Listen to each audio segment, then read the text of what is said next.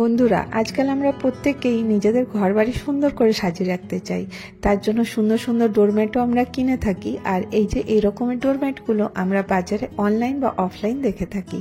আজকে আমি এর রেফারেন্স নিয়ে চেষ্টা করব পুরনো কিছু কাপড় দিয়ে তৈরি করে নিতে।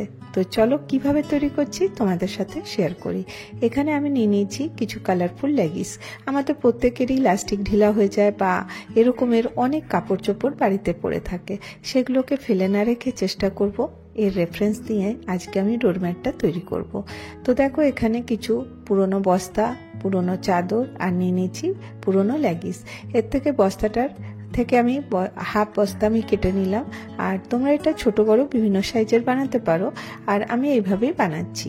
তো দেখো আমি এই শেপটা দেওয়ার জন্য এই বস্তাটাকে এইভাবে রেখে এরকম করে কেটে নিচ্ছি।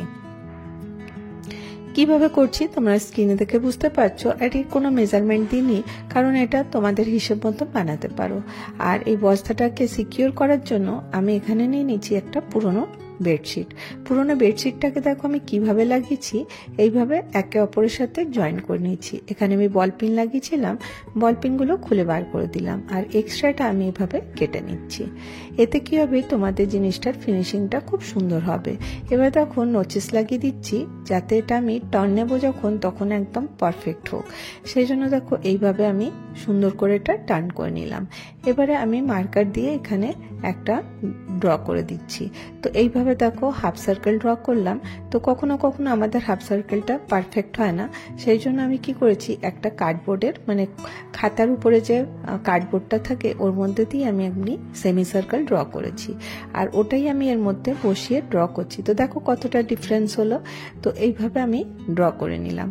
এবারে দেখো একটা সফট আমার কাছে স্টোলের টুকরো ছিল, সেটা আমি দিয়ে দিলাম এখানে।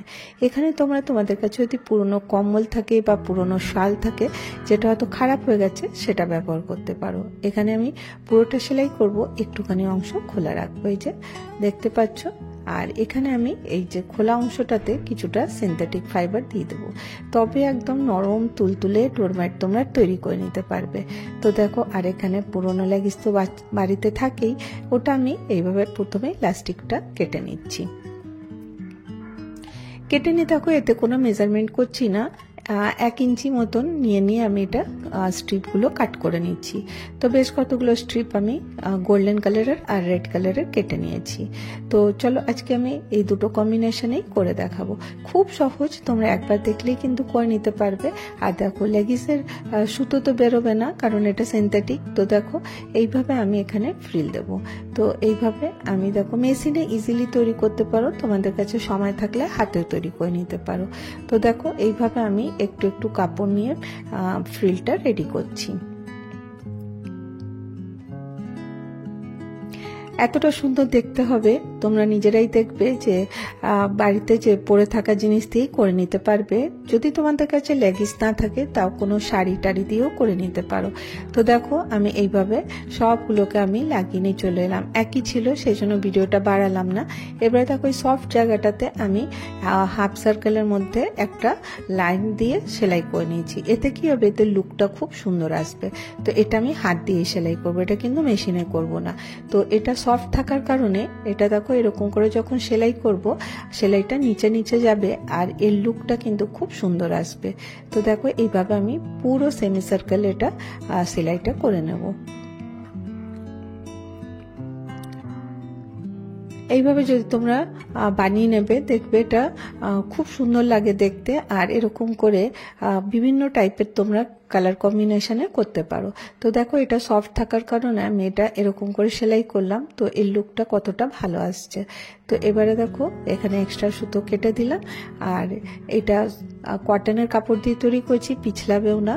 তো দেখো একদম সুন্দর ডোরম্যাট বাড়িতে থাকা জিনিস দিয়েই তৈরি করে নিতে পারলে। কেমন লাগলো তোমাদেরকে এই ছোট্ট আইডিয়াটা জানাবে। এবার দেখো যদি একটু উঁচু নিচু বা ছোট বড় থাকে, সেটাকে আমি একটুখানি কেটে নেব সেট করার জন্য। তো এইভাবে আমি এটা বানিয়ে নিলাম। এবার চলো নেক্সট আইডিয়া চলে আসবো। এই রকমের সফট ডোরম্যাট আজকাল থাকে। তো এটা আমি কি করছি, একটা সাটিনের অনেক পুরনো নাইটি ছিল, এটা আমি ব্যবহার করব। অনেক বছর আগেকার নাইটিটা, তো এটাই এখন আমি ব্যবহার করব। তো কিভাবে করলাম দেখো, এরকম করে একটা আমি ড্র করে নিচ্ছি। যদি তোমরা এইভাবে না করতে চাও, এমনি শুধুমাত্র স্কোয়ারে বা রেক্ট্যাঙ্গেল শেপে করতে চাও, তাহলে কিন্তু এইসব শেপ দেওয়ার দরকার পড়বে না। আমি এটা এই জন্য দিচ্ছি, এতে কিন্তু একটু দেখতে ভালো লাগবে। আমি চক দিয়ে দাগ দিয়েছিলাম, হয়তো তোমরা বুঝতে পারছো না, কাটার পরে তোমরা বুঝতে পারবে এটা আমি কি শেপে কেটেছি। এইভাবে আমি কেটে নিয়েছি। তো এক্সট্রাটা রেখে দিলাম। এবার দেখো এটা আমি এই দুটোকে এক জায়গা যেটা আছে এটাকে আমি প্রথমে কেটে এটাকে সিঙ্গেল পিস করে নেব।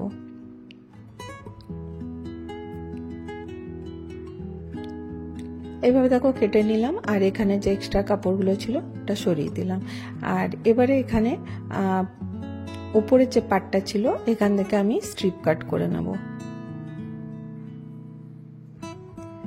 3 থেকে 4 ইঞ্চি জায়গা ছেড়ে দিয়ে আমি স্ট্রিপটা কেটে নিচ্ছি।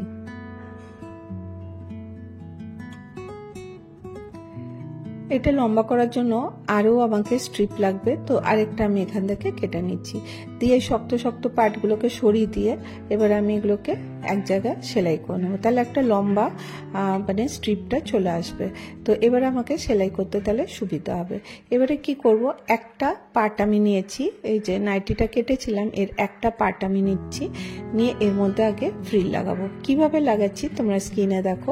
এইভাবে রেখে আমি এখান থেকে ফ্রিল লাগানো শুরু করব।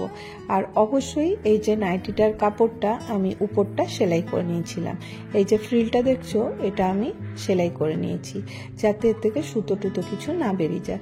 আর তোমরা চাইলে পিকো করতে পারো। তো দেখো প্রথমে আমি এইভাবে এটাকে পিকো করে নেব। পিকো করে নিলে কি হবে, তোমাদের সুতোগুলো বেরোবে না, আর এর মধ্যে একটা বাউন্সি লুক আসবে। এবার দেখো এটা সেলাই করা হয়ে গেছে, এর মধ্যেও অ্যাটাচ করে দিয়েছি। এবারে পুরোগুলোকে ভেতর দিকে নেব, আর একটা যে পার্টটা কেটে রেখেছিলাম এটার উপর থেকে রেখে আমি জয়েন করে নেব।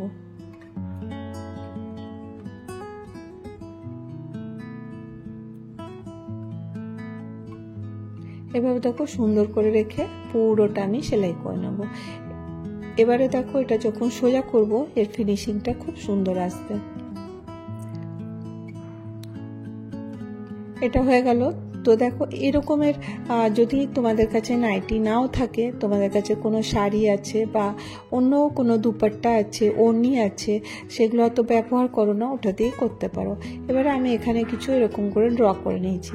তো এটা সেলাই করে নিই, তাহলে তোমরা বুঝতে পারবে এই যেরকম শেপে আমি কেটেছিলাম ঠিক একটু দূরে দূরে 1-1 ইঞ্চি 1.5 ইঞ্চি দূরে দূরে এমনি শেপটা করে নিয়েছি। এবার আমি একটা সিনথেটিক শাড়ি নিয়েছি, এটার থেকে আমি 5 ইঞ্চি দূরে দূরে এমনি স্ট্রিপ কেটে নেব। আর এখানে আমি দেখো একটা সেফটি পিন পরিয়ে দিয়েছি। আর দেখো এখান থেকে মুখটা তো খোলা ছিল, এইভাবে একদিক থেকে ঢুকাবো আর একদিক থেকে বার করে দেব। আর এতে কি হবে, তোমাদের এত সুন্দর লুকটা আসবে যে দেখো আমাদের বাড়িতে অনেক ওয়েস্ট কাপড় থাকে, এমনি ওগুলো পরে থাকে, সেগুলোকে আমরা অনেক সুন্দর করে ব্যবহার করতে পারি। তো দেখো যেগুলো হয়তো ছেঁড়া কাপড় কাউকে দেওয়াও যাবে না, সেইগুলো দিয়ে তোমরা এটা করে নিতে পারবে। আর অনেক সিনথেটিক শাড়ি আছে যেগুলো কিন্তু একদমই ইউজলেস। আর এটা দেখো এরকম করে করলে এটা খুব সফট হবে। এইভাবে যদি তোমাদের কাছে পুরনো লোয়ার থাকে, তারও কাপড়গুলো গেঞ্জি কাপড়গুলো খুব সফট হয়, সেগুলো কিন্তু এর ভেতরে এইভাবে ঢুকিয়ে দিতে পারো। তো প্রত্যেকটা লেয়ারে আমি এইভাবে কাপড়টা ঢুকিয়ে দেবো।